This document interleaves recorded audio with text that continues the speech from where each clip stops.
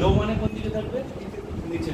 ঠিক আছে, ধরো এই একটা ওশানিক রিজিয়ন, এটা ওয়াটার বডি, সম্পূর্ণ ওয়াটার বডি। ঠিক আছে, এইখান থেকে সানলাইট হিট প্রোভাইড করছে, তাহলে এইখান থেকে ওয়াটার বডি হিটেড হবে কি হবে? ল্যান্ড এরিয়ার থেকে ওয়াটার বডি বেশি পরিমাণ হিট হয়, স্থলভাগের থেকে জলভাগ বেশি পরিমাণ হিট হয়। তাহলে এখান থেকে কি হবে? ড্রপলেটের আকারে ওয়াটার ভেপার ইভাপোরেশনের মাধ্যমে উপরের দিকে উঠবে কি উঠবে? তাহলে ইভাপোরেশনের মাধ্যমে যদি বাষ্পীভবনের মাধ্যমে যদি উপরের দিকে ওঠে, তাহলে এই যত উপরের দিকে বায়ু যাবে, বায়ু উপরের দিকে কখন উঠতে হয়? যখন সেটা হালকা হয় না ভারী হয়? হালকা হচ্ছে, উপরের দিকে যখন উঠছে হালকা হচ্ছে, যখন উপরের দিকে যাচ্ছে, উপরের দিকে গিয়ে কনডেন্স হয়ে ঘনীভবনে সেটা কি হয়ে যাচ্ছে? ঠান্ডা না গরম? ঠান্ডা কনভার্ট হয়ে যাচ্ছে।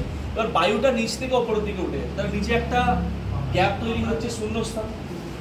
এই জায়গাটায় লো প্রেশার ক্রিয়েট করে এবং আশেপাশের হাই প্রেশার যুক্ত অঞ্চলে, ধরো এখানে একটা হাই প্রেশার রয়েছে, এখানে জলভাগে হাই প্রেশার রয়েছে, এখানে হাই প্রেশার, এই হাই প্রেশার থেকে শূন্যস্থান পূরণ করার জন্য এই চতুর্দিক থেকে কি হবে? বায়ু এদিকে কি আসবে? চলে আসবে, ফিল্টার গ্যাপটাকে ফিল করার জন্য।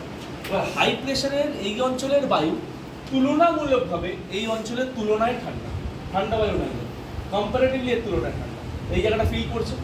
এই প্রসেসটা কতক্ষণ হবে? এই প্রসেসটা ততক্ষণে হবে যতক্ষণ সানলাইট হিট দেবে। আর এই জায়গাটার বায়ু এইখানটা ধরো একটা ক্লাউডের ছোট ফরমেশন হচ্ছে, এই জায়গাটার এই ক্লাউডের মধ্যে যতক্ষণ না স্যাচুরেশন 100% হচ্ছে ততক্ষণ এই প্রসেসটা কন্টিনিউয়েশন হতে থাকে।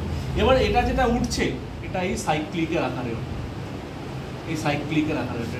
এইটাকে বিভিন্ন জায়গায় কেউ টর্নেডো বলে, কেউ হ্যারিকেন বলে, ভারতবর্ষে নিম্নচাপ বলছে, সাইক্লোন বলছে, কিছুদিন পর কালবৈশাখী ঝড়ের কনসেপ্ট ডেভেলপ হবে। ঠিক আছে, তো এইটাকে বিভিন্ন রিজন রয়েছে, বিভিন্ন জায়গায় নাম। তাহলে হাই প্রেশার থেকে বায়ু কোন দিকে ছুটে যাচ্ছে?